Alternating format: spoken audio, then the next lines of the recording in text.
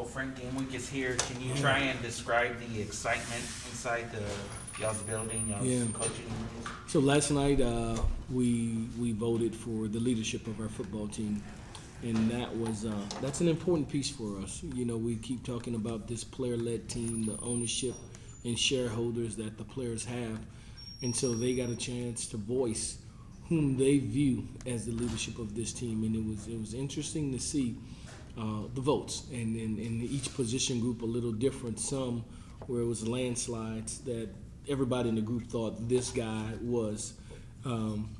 We were able to do that yesterday and really lock in.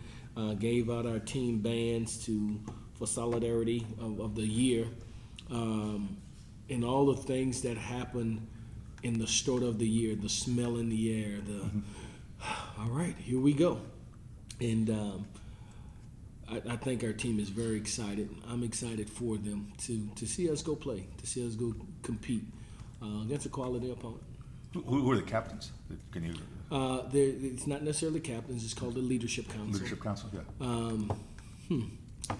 It's about 11 of them. Oh, okay. Yeah, it's about 11 of them. I'll send out have Kyle send you guys a presser with all of them, so I don't miss anyone. What was the reaction in the quarterback room when you made the announcement? I heard you on the radio. You said you wanted to talk to them first. Yeah. Do you think they appreciate that? So I didn't announce it in the room per se. I called each one in individually, and spoke to them about here are some things that you did very well. Here are some things that you add value to our team. Here's where we're at a team, and so a decision has been made to move forward, and this will be your role at this point. And so. And said to them that we respect you too much. You've worked too hard for you to find out by way of social media, or they say. And so I wanted to have a candid conversation with you, so you could understand exactly how we see you in the future and the direction of our football team right now and how you fit going forward. And I thought they were very appreciative of it, very respectful of it, and it went well. Certainly, every guy wants to be the one, but they were understanding and eager to continue to compete. When did the decision for Frank to start become clear for you? What was the process like? Probably yesterday.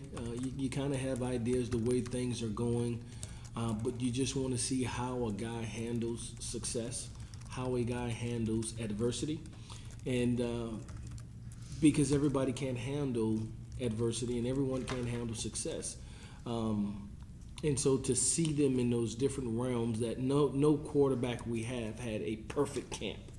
They all had good days and bad days. How they bounce back, their resiliency, their consistency had to happen over a course of time to make the decision. And so time, in essence, was the great benefactor to see how these young men would continue to compete. And so I think once it cleared itself, probably more honestly in the last week, we kind of knew where we were headed and finished it up with a practice on Saturday. To what extent are you committed to that going forward, or how does the evaluation continue? He's our starting quarterback, and he has an opportunity to go out and compete and play the game the way that it's been instructed. Everything else we'll play day by day. What is Frank? You talk about Harris about the adversity and all that. A young man that's been through as much as he's been through. Does that make him? We can talk about the physical aside, as far as his oomph. His intestinal fortitude. He's shown you something in the way he's fought back from those injuries. That makes him he's a pretty strong kid. I know he's a real charismatic, kind of looks like a happy-go-lucky guy, but he's a character guy. He's a high character young man, and when we told him he was the last that we brought in, told him that he was a starting quarterback, and this is why, and this is where we're at. And so the thing that we would not expect from you and that we cannot do is find a sense of contentment. And his rebuttal was, how can I be content? And I left so many things on the field to be desired. I demand more for myself. I'm honored, I'm humbled, but Coach, I'm even better than what I've done this far. I can be better. I can get better. And so it's always good to hear that type of gratitude and humility in respect to someone who's been appointed something, who have earned the right to be the starter. It wasn't, hey, I knew it, it's over, now it's my time. It wasn't that. It was a very humble moment for him. Can we expect to see any of the other guys maybe used at other positions, or do you think that they'll just kind of provide depth at quarterback going forward? Frank will be the starting quarterback. Those guys will be prepared when called upon to step in if we need be. There is no position change desired for any of them. When you look ahead to Incarnate Word, their offense, is it similar to other things you've faced before, or is their area a little bit different from what you've seen in your time here? No, it's similar. I've seen them, and I've had an opportunity to play against even the Texas Tech team when I was in Baton Rouge. So there's nothing that they do that's shocking to us, if you will. They've had success in year one for this staff, and they've had some talented young men that play in skill position for them. We got to play our style of football. We got to be able to line up, put our cleats in the dirt, and be ready to go the next play, and not get too high for a tackle for loss, and not get too low because they had a big play. They take chances. They take chances in all facets of the game. A year ago, there were 6 opportunities where their special teams had a fake. There were 30 turnovers that their defense created. They're backed up special teams. I mean, 4th and a mile, and they fake it. Their offense will play aggressive and take chances. And so what we have to do is put ourselves in position to be able to answer. And that at times they'll have a play. They'll have a successful play. They'll move the ball because they're going to gamble. And sometimes you hit when you gamble. And we got to stay composed at that time and be ready for the next play. Frank, when do you think we'll see a depth chart? Is that something you're still, some of the other positions, like safety and linebacker are still in question, I think? Later this afternoon. Okay. Or is that, how close have some of those position battles been? Very close. And again, as I spoke earlier, some of them, there'll be guys that'll play in multitude. The one position that we won't do that is that quarterback. We have a quarterback. But at every other position, there'll be rotations throughout the game where more than one person will play. Someone will get the opportunity to start the game, and they may finish it, or the other guy may finish the game. It depends on style of play and how things going in production of how they're doing. Do you have guys identified at linebacker who will be the first 2 out there who might see the most snaps? Yeah, we do. But I guess you don't want to share that. No, yeah. So Ladarius Perkins and Andrew Mortel will be the first 2 at this point, Glenn. I'm sorry, who's the first guy? Ladarius McFarland. McFarland, yeah. I'm sorry. I said Elmac. Yeah. Yeah. What, Andrew Perkins is out the guy. what did McFarland do to stand out? He played fast, man. He put himself in position. I didn't even give you guys our new scholarship guys, huh? I was gonna ask a question. Yeah, Kyle, we got to get all that to these guys. Our new scholarship recipients as well, which Ladarius McFarland is one of them. He went a year of ineligibility as a transfer, and flashed at times. Ran well, lifted well, but it didn't always transfer on the practice field. He was called in and what was said to him was, these numbers don't match the style of play that we desire from you in the spring. This summer, this fall camp, we need you to show yourself. We need you to show who you really are, to position yourself to be in consideration for depth at the linebacker position, in consideration for scholarship. And he's been nothing short of dominant since that time. And he has positioned himself going into week 1 as a starter at the linebacker position. I think he has range, he has speed, he has athleticism, he has toughness. We'll need to see it happen on Saturday. But leading into this, in every preseason game and practice this fall, flashed in this spring, has exemplified the things that we desire from that position. So he and Andrew Mortel will be the guys at this point that have the starting nine. We expect to see Carl Austin out there at safety. Do you know who the other starter is going to be? Who should we expect? Yeah, no, not off the top of my head. That's why I'm kind of reserved, because I don't want to say and be inaccurate, because some of those are highly contested battles that I need to visit with the coordinators post this meeting, and this afternoon, this evening, we'll release them to you guys. How does Brendan Brady look as you guys head towards? Good. So he's 100%. And he'll get a chance to go out there and compete. You know, he had a little turf toe deal that just nagging, and the wrong move, the wrong suddenness can re-aggravate it and set you back. And so we've been very slow in bringing him back. But got word from our sports medicine department this morning from our head trainer that he is cleared and 100% ready to go. Any other takeaways from Saturday's scrimmage? How did he perform in that setting? He did well. It was more of a organizational deal in this scrimmage. He did well. He moved well. Probably is the best way to answer that. His change of direction was there. At times, leading into it, there was some concerns from himself not to put too much weight, not to be drastic on it. And you didn't see that in yesterday's practice. He sprinted down the field. He made cuts with a smile on his face. So it let us know that he was back in stride again. How many guys did you walk-ons did you put on scholarship?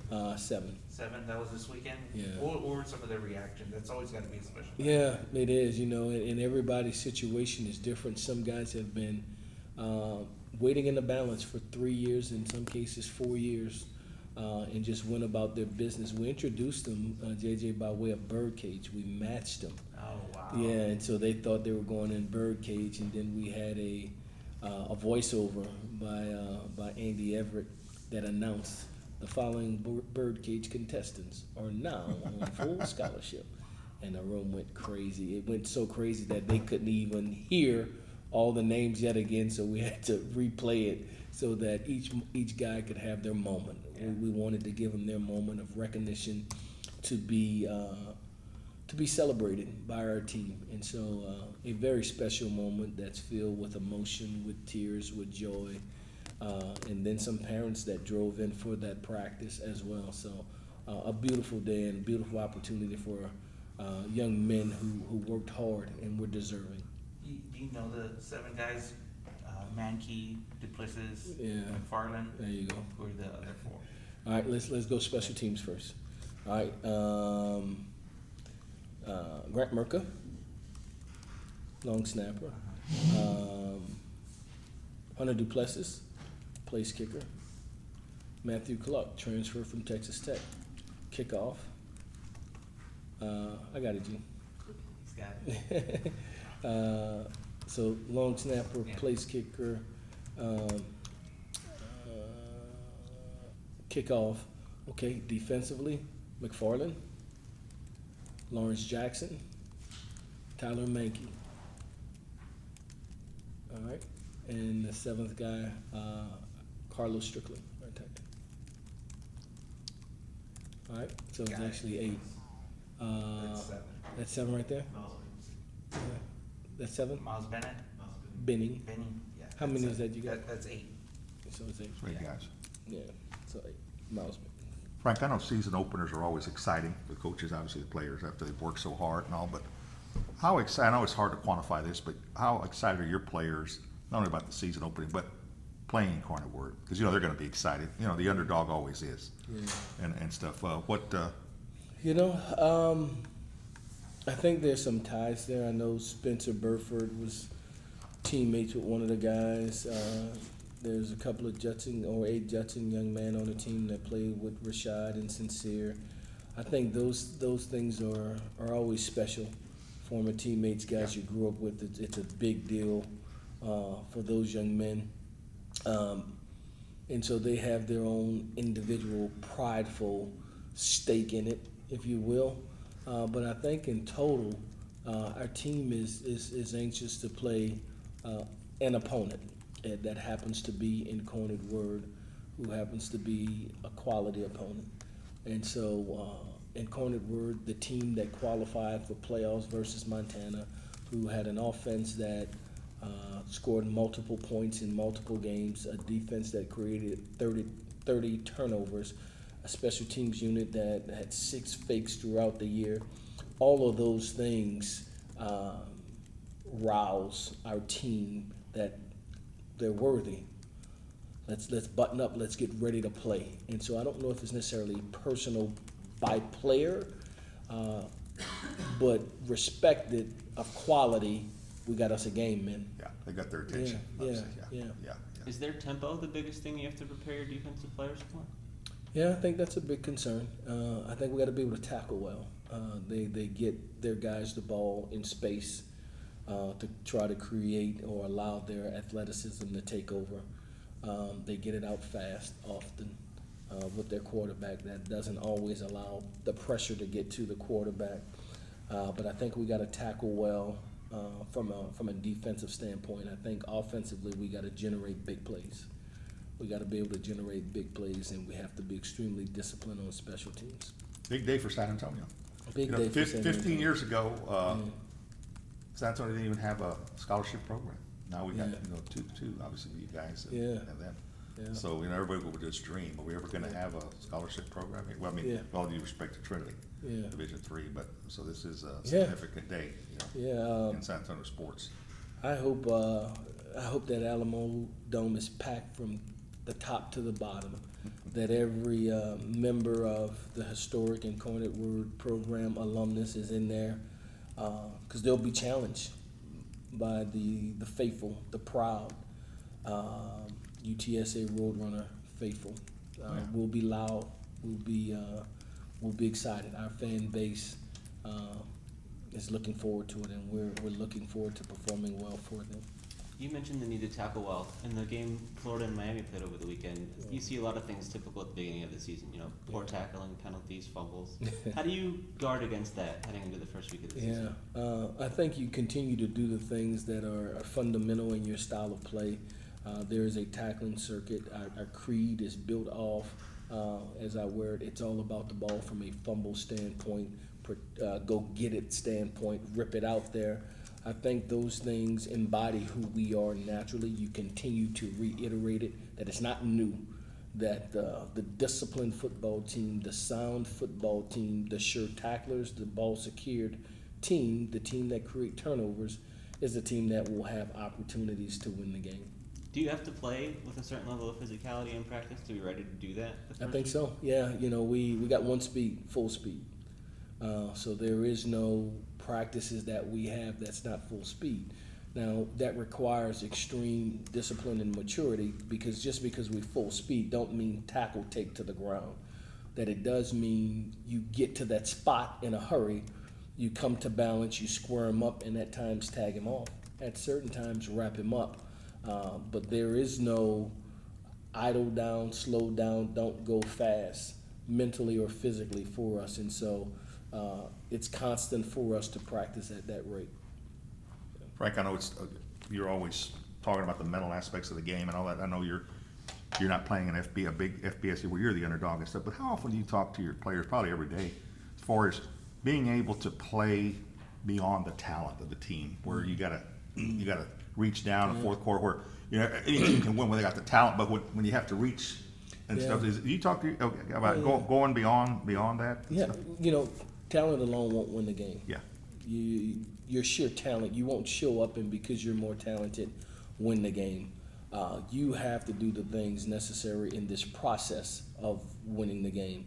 That the win is the prize at the end. What happens in between preparation and down after down after down, and the ability to identify that and to win the down, to win the possession, to win the series is what's most important. We're not trying to win the game on a play. It's each series, each play that we have to be mentally tough enough to recognize the process of winning the game, and we'll get it at the end. Mac Brown a few years ago came to speak to the San Antonio Quarterback Club. He said something kind of interesting. When I get your take on that, as far as he said, college football has gotten so competitive, especially the upper tier, that you know, we're all get hung up on the destination, and we don't enjoy the journey, process, the process. yeah. Is that, you know, the everyday practice, and I know it's a grind, all that, but that's part of the journey. Do you find yourself, hey, that's just as, in some ways, the sum total of that is fulfilling? So we try to put it in perspective on a daily basis. The play of the day, the drill of the day, your individual one-on-one. We capture it, we share it, so it doesn't get lost. Understand the method to what we're doing, the journey, if you will, of where we're trying to get to, because you can't get to the end of it without going through the everyday process of it. And so we do our very best to share that with our team and our different themes and our different things that we bring the light on a daily basis. Thank you, guys. Hey, thanks.